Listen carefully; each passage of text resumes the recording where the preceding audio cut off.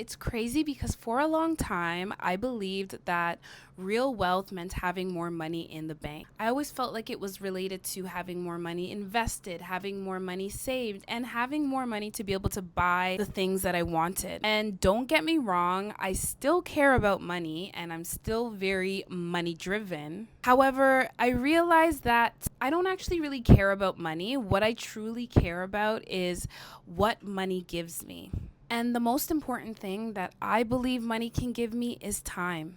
The time to travel, the time to spend with my family and my friends, the time to decide where I want to live, and the time to wake up and dilly dally and live out a slow, relaxing morning. So I've started to think about wealth very differently. I don't just ask how much money I have, I ask myself, how much of my time will this money buy me? Traditionally, I feel like we have learned that wealth is all about the material possessions that you can acquire through money. So we've been taught to look at first our salary, like how much money are we making through our salary, what kind of house we have, and how much equity we've acquired through that house, how much money we have in our investment accounts, do we have designer items, do we drive a luxury vehicle. But I realized that somebody could have access to, a high paying job, have a beautiful home, have a luxury vehicle, and still have no flexibility, no savings at the end of the month,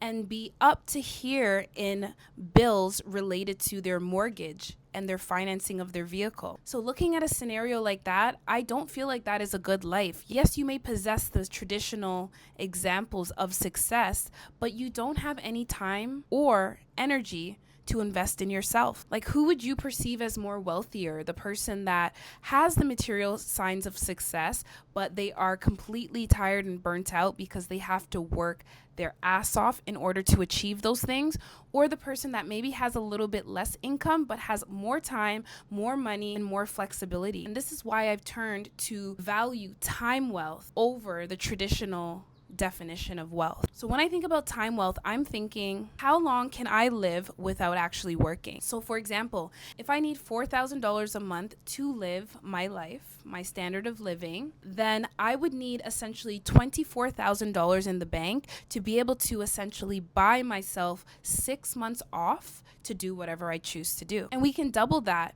If you wanted 12 months off, you would need essentially $48,000 to be able to buy back your time for an entire year to do whatever you choose to do. That is 12 months of breathing room to dilly dally, to do what you choose to do what you feel is important. And that is so much more of a powerful way of looking at money, in my opinion. And it's for this reason that I have started to value power saving. So taking a front load approach to my savings.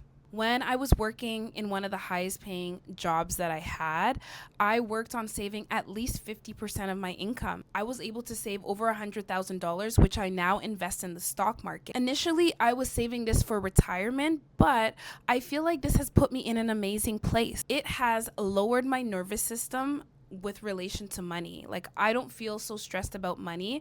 Yes, I still have to think about how I'm going to make an income, but I can survive for a week or two or a month or a couple months without having to go back to work if I choose. I would just have to live with the fact that my savings might start to deplete. But it definitely gave me a lot of breathing room. I now have option. I now have the ability to leave a job or an experience that no longer serves me. I have the ability to say no. And that's why I don't just think about money as something to be accumulated and spent on material possessions. I think about how much this money can buy me in time and in freedom. So when I think about time wealth, I think of it as existing in 4 different levels. So first, you could be living paycheck to paycheck. So this is where you don't have a lot of time or freedom because essentially your money is wrapped up in being able to make ends meet. You are focused on literally putting your paycheck in order to meet your daily or monthly expenses. There is not a lot of savings left over, and as a result, you don't have the freedom, the time, and the flexibility to call in sick if you want to call in, or to take a month off because you are up to here in your bills and your responsibilities.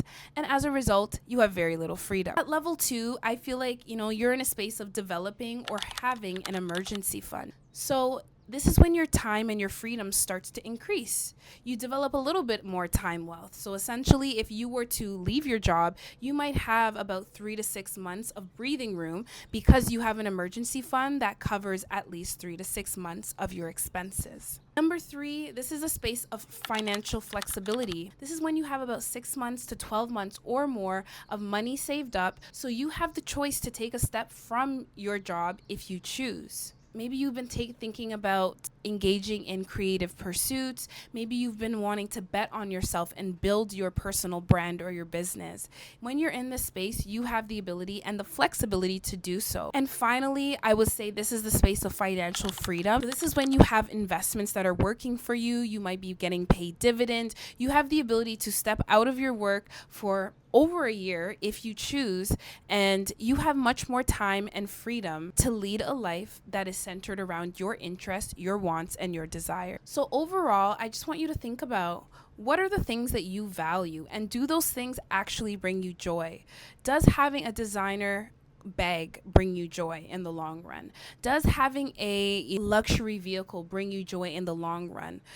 If it does, by all means, continue to work towards achieving those things. But for me personally, the most important thing is having my time, is having my freedom and my ability to live a life on my own terms. Thanks for watching, y'all. Peace.